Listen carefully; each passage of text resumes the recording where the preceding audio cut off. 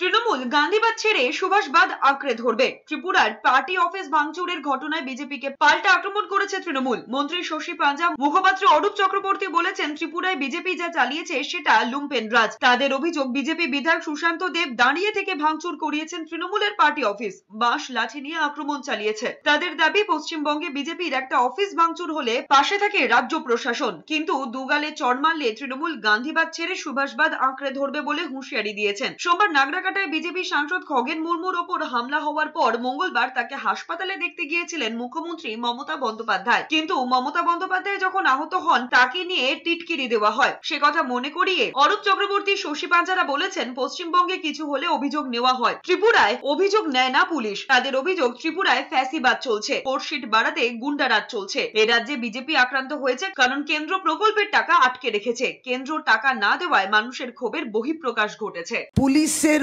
উপস্থিতিতে তৃণমূল কংগ্রেসের ত্রিপুরার বনমালীপুর, ত্রিপুরার রাজধানী আগরতলাতে বনমালীপুরেতে আমাদের তৃণমূল কংগ্রেসের অফিসের উপরে আক্রমণ এবং পুলিশের উপস্থিতি, স্টেট স্পন্সার্ড পলিটিক্যাল টেরোরিজম, এই ভিডিওটা তার প্রমাণ।